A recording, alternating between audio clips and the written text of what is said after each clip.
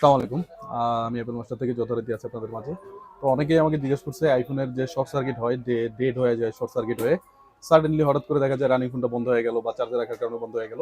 এই ফোনগুলো আসলে আ সঠিকভাবে কিভাবে সহজে রিপেয়ার করা যায় এবং কোনো ধরনের ক্ষতি না করে মাদারবোর্ডের পুনরায় কাস্টমারকে সুন্দরভাবে ফোনটা রিটার্ন ব্যাক করা যায়। তো সেইটাই আজকে আমরা দেখাবো। তো আমাদের কাছে আজকে একটা ফোন আছে, iPhone 14 Pro Max। সেই ফোনটা শর্ট সার্কিট। তো আপনাদেরকে আগে একটু দেখিয়ে নেই যে এটা আসলে শর্ট সার্কিট। তারপরে এই ফোনটা আমরা রিপেয়ার করব সরাসরি।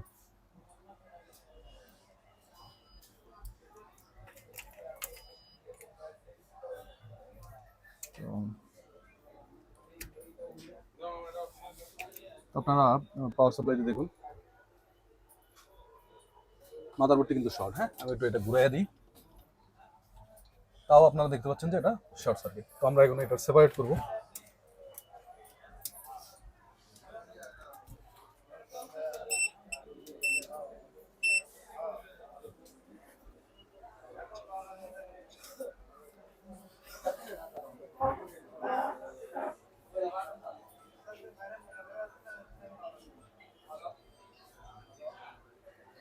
আমরা এখন এটা প্রিহিটার দিয়ে যত্নের সাথে এটা সেপারেট করব। আমার টেম্পারেচার দেওয়া আছে 230। হ্যাঁ, আপনারা দেখতে পাচ্ছেন 230 টেম্পারেচার দেওয়া আছে। তো এটা এখন গরম হচ্ছে। তো গরম হলে পরে আমরা এটা সেপারেট করবো ইনশাল্লাহ।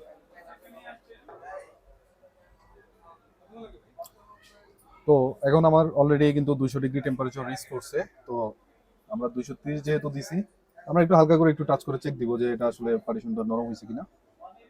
তো এখন পর্যন্ত নরম হয় নাই। আর অবশ্যই সেপারেটরে মাদারবোর্ড দেওয়ার পরে আসলে বসে থাকার কোনো উপায় নেই যে আমি বসে থাকলাম পার্টিশন গরম হোক, উঠাই ফেলবো। এখন কিন্তু আমার 230 ডিগ্রি হয়ে গেছে, আমি সাথে সাথে এটা তুলে ফেললাম। হ্যাঁ, তাহলে কি হবে, আপনি যদি বেশিক্ষণ বোর্ডটা রেখে দেন সেক্ষেত্রে হচ্ছে মাদারবোর্ডটা ওভারহিট হয়ে নিচের যে বেসব্যান্ড সেকশনের যে নিচে যে লাইনগুলো আছে এগুলা মেল্টিং হয়ে যাবে। এবং অনেক সময় কি হয়, সিপিওর এখানে প্রচুর পরিমাণে গরম হওয়ার কারণে সিপিও এবং পাওয়ার এসি মেল্টিং হয়ে নষ্ট হয়ে যায়। তো এই বিষয়ে অবশ্যই সতর্কতা অবলম্বন করা খুবই জরুরি যে আলসেমে করার আসলে কোনো সুযোগ নেই। এরপরে বোর্ডটা কোনো কিছু করার আগে অবশ্যই বোর্ডটাকে একটু ঠান্ডা করে নিতে হবে ভালো করে।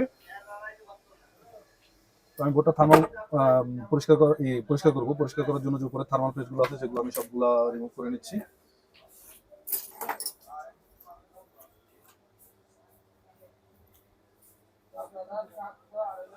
এটা রিমুভ করার সময় খেয়াল রাখতে হবে নিচের বোর্ডে কিন্তু ইপিরম আছে, যাতে ইপিরমে টাচ লাগে ইপিরমটা ভেঙে না যায়।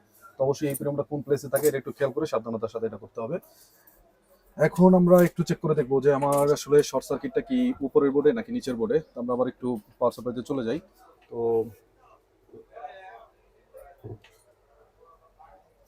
আমি পাওয়ার সাপ্লাইতে চলে আসলাম। পাওয়ার সাপ্লাইতে চলে আসার পরে এখন চেক করবো যে আমার বোর্ডটা আপার বোর্ডে শর্ট না লোয়ার বোর্ডে শর্ট। তো আমি চেক করে দেখতে পাচ্ছি যে আমার কিন্তু আপার বোর্ডে এটা শর্ট আছে। হ্যাঁ, উম, না, আমার এটা লোয়ার বোর্ডে শর্ট আছে। আপনারা দেখতে পাচ্ছেন আপার বোর্ড কিন্তু শর্ট সার্কিট নাই কোনো। তার মানে হচ্ছে আমার আমার এটা শর্ট সার্কিটটা আসলে লোয়ার বোর্ড থেকে। তারপরে আমি একটু মিটার দিয়ে একটু চেক করে নিব। তো মিটার দিয়ে চেক করার ক্ষেত্রে আমি আসলে কোন কোন পয়েন্টটা চেক করবো সেটা একটু আপনাদের মাঝে যদি আমি শেয়ার করি, সেক্ষেত্রে হচ্ছে আমরা ডায়াগ্রামে চলে যাই। ডায়াগ্রামে যাওয়ার পরে আমি 14 Pro Max এর মাদারবোর্ড ওপেন করে নিলাম। তো মাদারবোর্ড ওপেন করার পরে আমরা যেটা চেক করব সেটা হচ্ছে আমাদের হচ্ছে বিডিডি মেইন লাইন চেক করতে হবে। তো বিডিডি মেইন লাইন খুঁজে পাওয়ার সবচেয়ে শর্টকাট উপায় হচ্ছে পাওয়ার আইসির পাশে যে কোনো একটা ক্যাপাসিটর ক্লিক করলে যে লাইনটা সবচেয়ে বেশি দেখবেন সেটাই হচ্ছে আপনার BDD main line. BDD main লাইনটা হচ্ছে প্রত্যেকটা সার্কিট, মানে আপনার চার্জিং সার্কিট, পাওয়ার সার্কিট, এরপরে আপনার network circuit, RF circuit, wifi circuit, সব সার্কিটে আপনার কি হয় ভোল্টেজ প্রদান করে। তো আমরা যখন এইটা মাদারবোর্ড সার্কিট শর্ট হয় সেক্ষেত্রে যে কোনো একটা ক্যাপাসিটর শর্ট হয় বা যে কোনো একটা আইসি শর্ট হয়, যার কারণে পুরো লাইনটা কি হয় শর্ট শো করে। আপনারা এখানে দেখবেন যে এখানে একটা কিন্তু গ্রাউন্ড লাইন, একটা হচ্ছে বিডিডি মেইন লাইন। তো বিডিডি মেইন লাইন, তো বিডিডি মেইন লাইন যখন একটা শর্ট হবে তার মানে হচ্ছে এই লাইনের সাথে যতগুলা জড়িত লাইন আছে সবগুলো কিন্তু শর্ট দেখাবে। তো আমরা এখন আগে চেক করে নেই যে আদতে এই লাইনটা শর্ট আছে কিনা। না, ওটা হবে না, ওটা নিয়ে যাও, এক্সট্রা দিয়ে দাও। ওরে এটা আমাদের দিবে দিবে দিবে, পিছন দিয়ে নিয়ে নাও, এটা একটু দিয়ে দাও। ওটা সমস্যা কি? ওটা লোয়ার বোর্ড চেঞ্জ করতে হবে। হ্যাঁ, লোয়ার বোর্ড চেঞ্জ করতে হবে, বাধ্যতামূলক।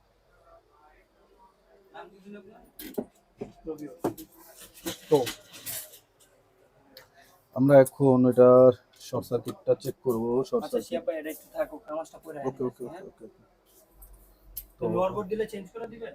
হ্যাঁ, তো আমি চেক করে, হ্যাঁ হ্যাঁ চেক করে দেবো। আমি চেক করে এখানে দেখতে পাচ্ছি যে আমার আপার বোর্ডে কিন্তু কোনো শর্ট সার্কিট নাই। ওরা দেখেন শর্ট সার্কিট নাই, আমার এখানে 295 ডায়োড ভ্যালু আছে, তার মানে আমার আপার বোর্ডে কোনো শর্ট সার্কিট নাই। তো আমার চেক করতে হবে লোয়ার বোর্ড। তো লোয়ার বোর্ডের আমি একটু দেখে নেই যে কোথাও কোনো পোড়া আছে কিনা বা ক্যাপাসিটরের কালার চেঞ্জ হয়েছে কিনা। এটা হচ্ছে সর্বপ্রথম কাজ, আগে ধরে আসলে মেজর কিছু করার দরকার নাই।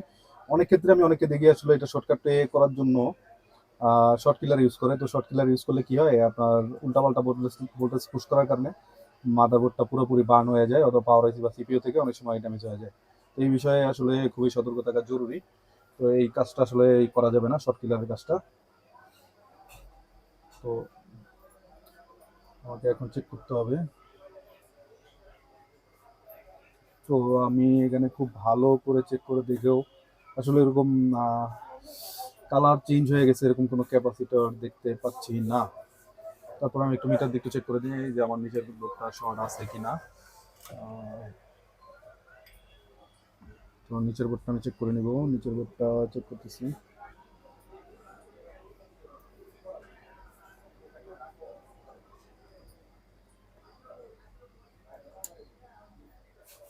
নিচের বোর্ডের বিডিড লাইন কোনটা সেটা আমাকে দেখে নিতে হবে। আমি আবার একটু ডায়াগ্রামে চলে যাচ্ছি। ও ডায়াগ্রামে চলে আসলাম। ডায়াগ্রামে আসার পরে আমি দেখতে পাচ্ছি এখানে দুটা ক্যাপাসিটর, এটা হচ্ছে একটা বিডিড লাইন। আমি একটু লাইনটা একটু মার্কিং করে রাখি।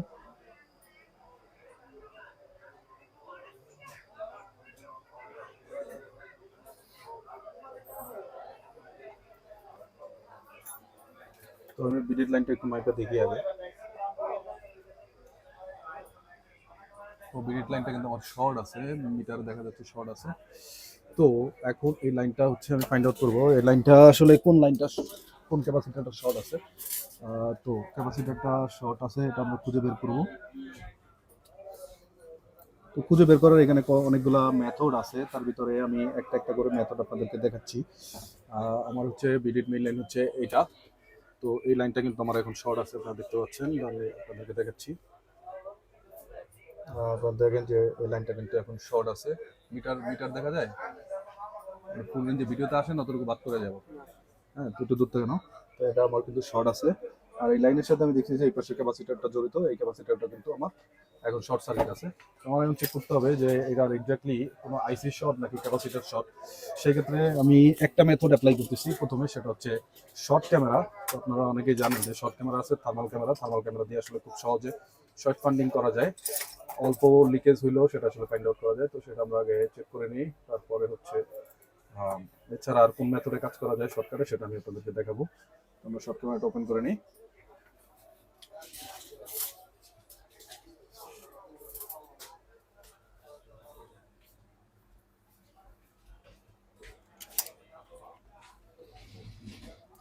তো আমি শর্ট ক্যামেরাটা ওপেন করে নিলাম। ওপেন করে নেওয়ার পরে আমি বোর্ডটা প্লেস করে নিলাম। বোর্ডটা প্লেস করে নেওয়ার পরে যে লাইনটা আমাদের শর্ট, সেই লাইনটা আসলে আমি চেক করব। এখানে দিয়ে দিলাম। আর হচ্ছে এই লাইনটা হচ্ছে আমার শর্ট, এখানে আমি একটু ভোল্টেজ সুইচ করি, দেখি আমার কোনো আইসি ক্যাপাসিটর গরম হয় কিনা।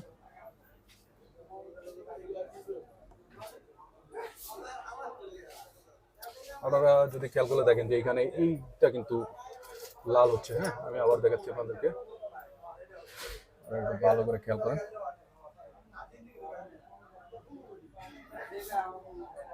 আপনারা দেখতে পাচ্ছেন যে ওই একটা কিন্তু ক্যাপাসিটর গরম হচ্ছে। তো এটা আসলে দ্বিতীয় আরেকটা অপশনে চেক করা যায়, ফাইন্ড আউট করা যায়, সেটা আমি আপনাদেরকে দেখাচ্ছি। সেটা হচ্ছে এক্স্যাক্টলি কোন জায়গাটা সেটা তো আমরা জানি না। তো এই বোর্ডটাই হচ্ছে, ধরেন যে আমার কাছে থার্মাল ক্যামেরা নাই, আমি এক্স্যাক্টলি এটা কোন জায়গায় শর্ট আছে সেটা আমি জানি না। তো আমি এখানে আসলে স্মোক দিয়ে, রজন স্মোক দিয়েও চেক করতে পারি।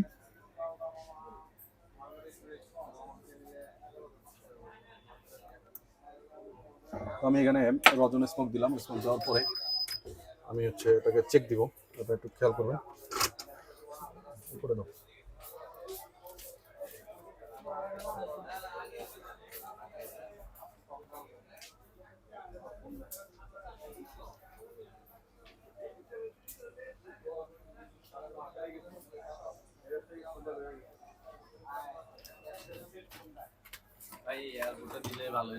আর ব্যাটারিটা সব আনা রাখছি, লাগাই দিব একটু পরে।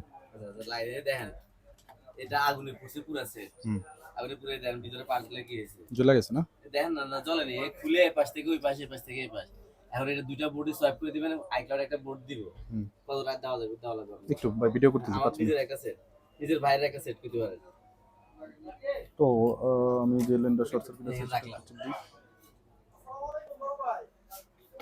তো আপনারা দেখতে পাচ্ছেন যে আমার এখানে কিন্তু যে ক্যাপাসিটরটা শর্ট আছে সেটা কিন্তু শো হয়ে গেছে। হ্যাঁ, তো আমরা এই ক্যাপাসিটরটাকে এখন রিমুভ করে দিব। তো আপনারা দেখতে পাচ্ছেন এটা হচ্ছে রজন দিয়ে করা যায়, যাদের থার্মাল ক্যামেরা নাই তারা এইভাবে আসলে কাজটা করতে পারেন। তো এই ক্যাপাসিটরটা আমরা রিমুভ করে দিব একটু সাবধানতার সাথে। ক্যাপাসিটরটা দেখলাম যে খুব শক্তভাবে এখানে লাগানো আছে, তো পিসিবি হোল্ডারে লাগাবো, তারপরে এটা রিমুভ করবো।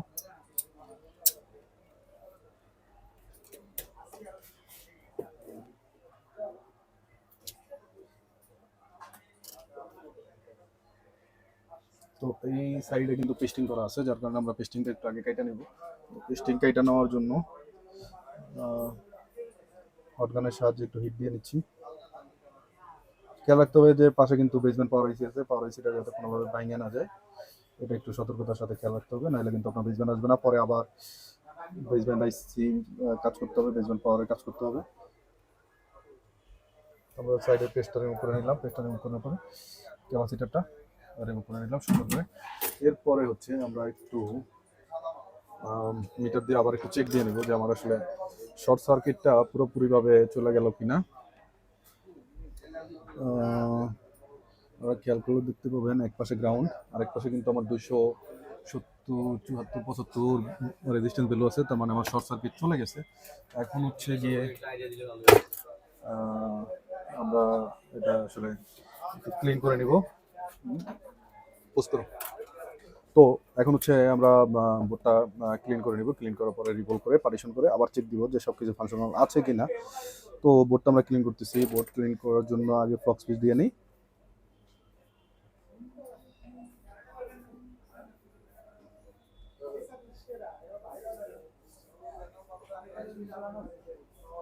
তোমার ফ্লক্স পিস দেওয়া শেষ, এখন হচ্ছে এটা ক্লিন করার পালা।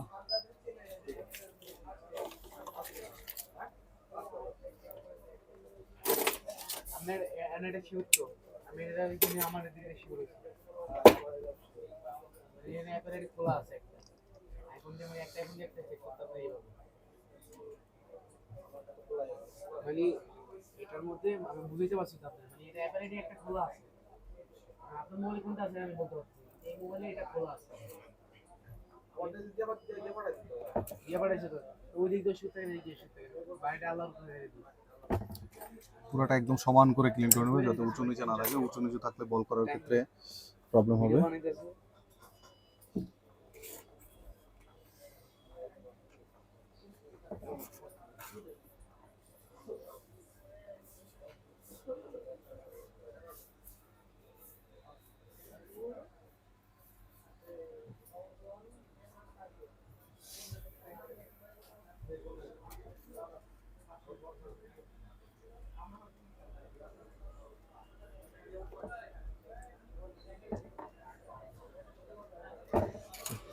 লোয়ার বোর্ডটা আমার ক্লিন করা হয়ে গেছে, এখন আপার বোর্ডটা ক্লিন করবো। তো আপার বোর্ডটার ক্ষেত্রেও সেম, একদম চারপাশে ফ্লক্স পেস্ট দিয়ে নিব।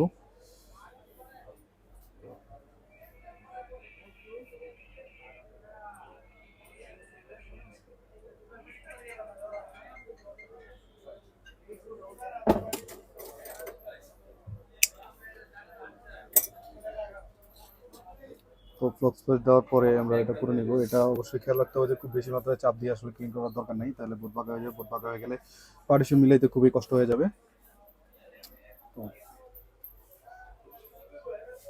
এবং এটা টানার সময় খেয়াল রাখতে হবে আশেপাশের ক্যাপাসিটার রেজিস্টারগুলো যাতে পড়ে না যায়। একটা রেজিস্টার পড়ে গেলে দেখবেন যে একটা সেকশন কাজ করা বন্ধ করে দিবে, সেই বিষয়টা খেয়াল রাখতে হবে।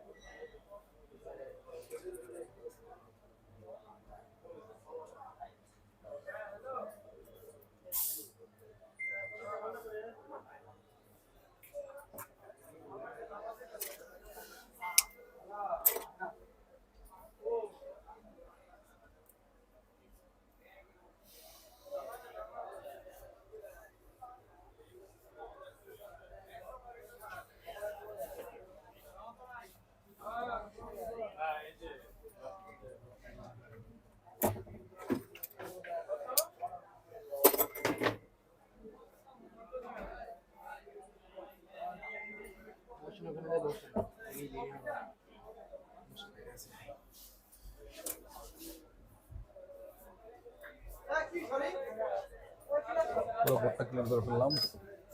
ক্লিন করার পরে ভালো করে ওয়াশ করে নিতে হবে যাতে কোনো ফক্স এবং ময়লা না থাকে।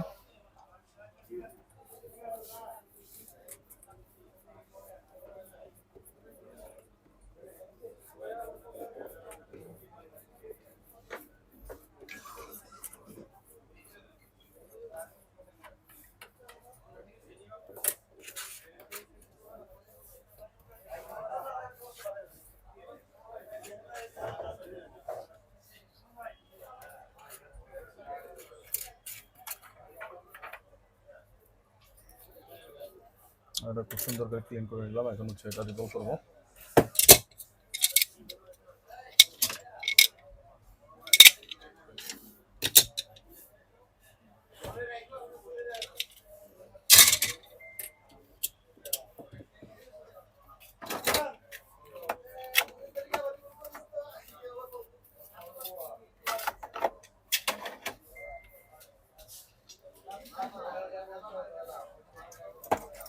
বল প্লেটটা ভালো করে পরিষ্কার করাটা খুব জরুরি, তাই ভালো করে পরিষ্কার করে নিচ্ছি।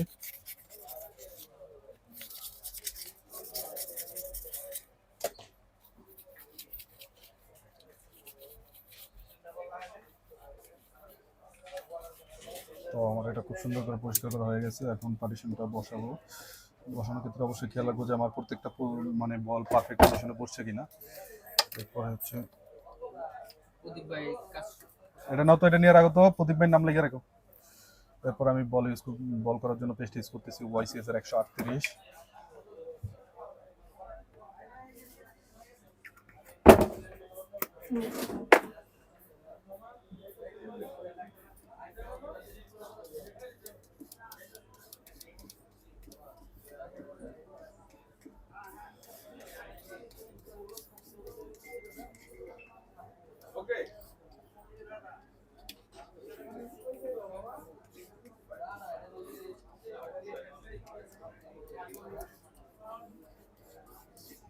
আমার পুরো বোর্ডে পেস্ট লাগানো শেষ। এরপর একটু ক্লিন করে নেব।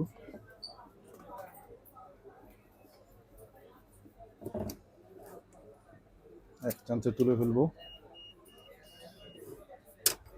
এখন সিমট্রের পাশে খেয়াল করে দেখেন যে আমার একটু বাড়তি রাং আছে। হ্যাঁ, বল পেস্ট আছে, এগুলো তুলে নিতে হবে, নাহলে এগুলো গলে সিমট্রেটা নষ্ট করে ফেলবে।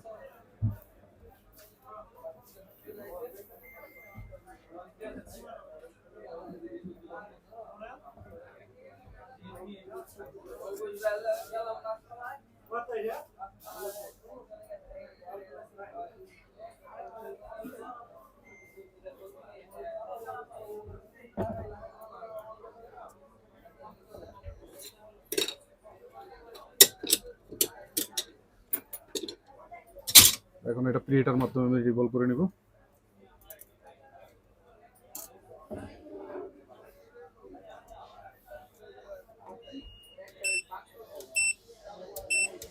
এখন আমার টেম্পারেচার সেট করা আছে 190।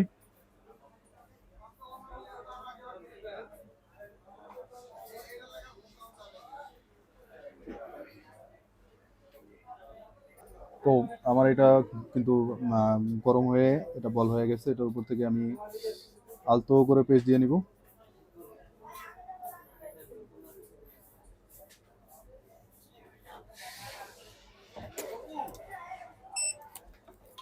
এখন ঠান্ডা করে নিতে হবে।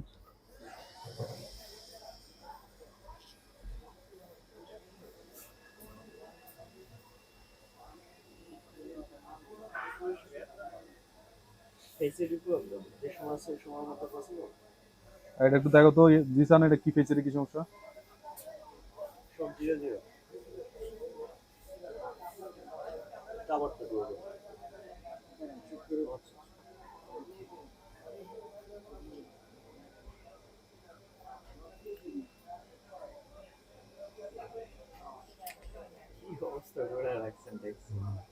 সারাদিন কাজ করতে থাকি না, এটা গুছাই আর গুছানো হয় না।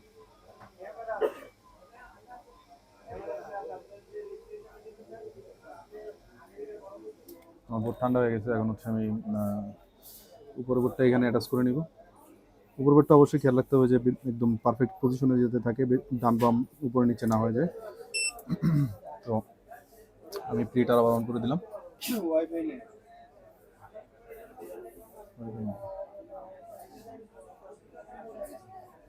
আইছে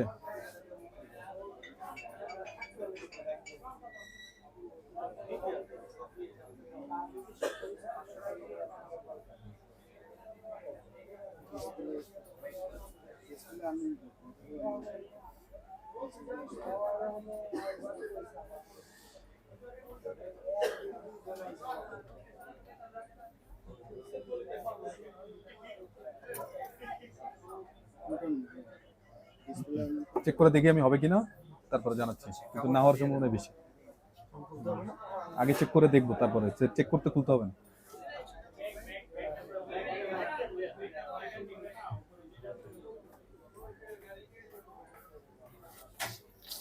তো এখন একটু হালকা চেক করে দেখি যে এটা গলছে কিনা।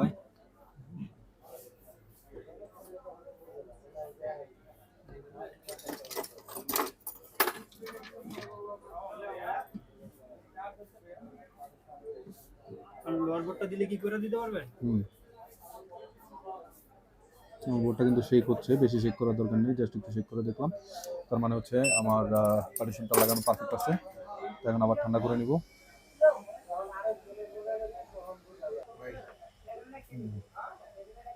তো আমার বোর্ডটা এখন ঠান্ডা হয়ে গেছে, তো আমি তারপর আরেকটা বোর্ডটা ঠান্ডা করে নিব।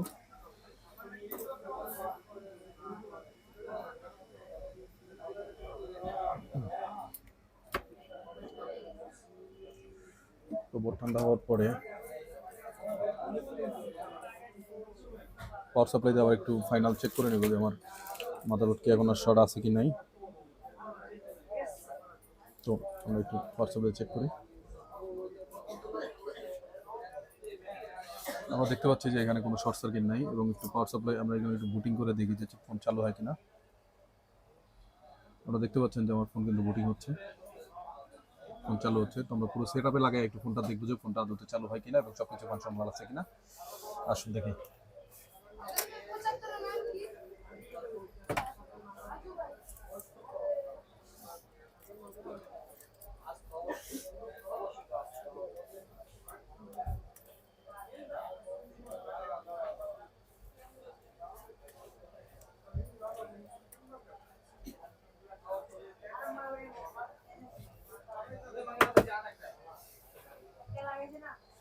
একটা ডিসপ্লে লাগাই একটু চেক দিব আমরা।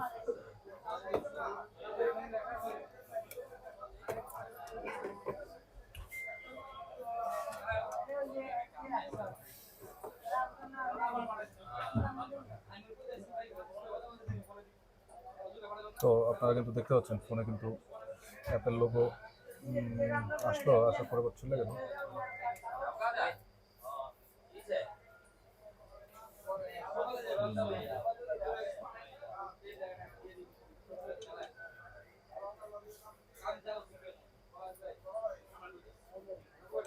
ব্যাটারিটা মনে হয় প্রবলেম আছে, আরেকটা ব্যাটারি দিয়ে চেক করবো।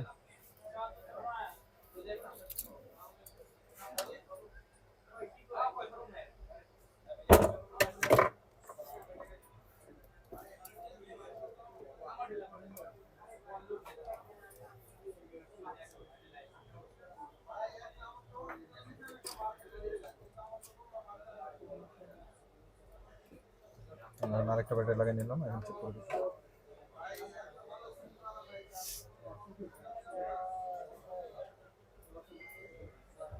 দেখতে পাচ্ছেন চার্জিং সিগন্যাল আসছে, একটু চার্জ হওয়ার জন্য আমরা অপেক্ষা করি। তো আপনারা দেখতে পাচ্ছেন আমার ফোনটা কিন্তু এখন পাওয়ার অন হচ্ছে। তো পাওয়ার অন হচ্ছে, এখন আমরা চেক করবো টাচ কাজ করে কিনা। চালু হওয়ার জন্য অপেক্ষা করি। জি, আমার ফোনটা কিন্তু এখন চালু হয়েছে। একটু পাসওয়ার্ডটা বলেন। 8008। তো আমরা এখানে দেখি আমাদের ওয়াইফাই ঠিক আছে, নো সিম আছে। তো আমরা একটা ওপেনিং আইএমই এটা চেক করে নিব। তো আপনারা দেখতে পাচ্ছেন এখানে কিন্তু আমার ওপেনিং আইএমই আছে, তার মানে আমার নেটওয়ার্ক আসবে কনফার্ম এবং আমার পার্টিশনটা পারফেক্টলি লাগানো হয়েছে। এবং ওয়াইফাইটাও আমরা একটু আপনাদেরকে চেক করে যদি দেখাই, আমার কিন্তু এখানে ওয়াইফাই অন হয়েছে। তো আমাদের ওয়াইফাই অ্যান্টেনা লাগানো নেই, যার কারণে ওয়াইফাই রেঞ্জ পাচ্ছে না। আমরা একটু ওয়াইফাই অ্যান্টেনাটা লাগাই নিই।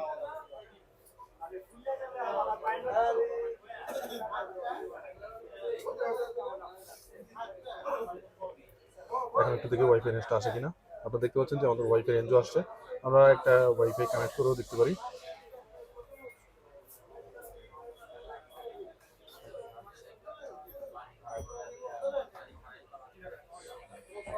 আমাদের ওয়াইফাই কানেক্ট হচ্ছে, আলহামদুলিল্লাহ আমাদের সবকিছু ফাংশনাল আছে। তো আমার ভিডিও যদি ভালো লাগে তাহলে সেক্ষেত্রে অবশ্যই আমার চ্যানেলটাকে সাবস্ক্রাইব করবেন, লাইক শেয়ার করবেন, তাতে করে আমি আরো নতুন নতুন সলিউশন আপনাদের মাঝে ফ্রিতে শেয়ার করতে পারবো। ধন্যবাদ, ভালো থাকবেন।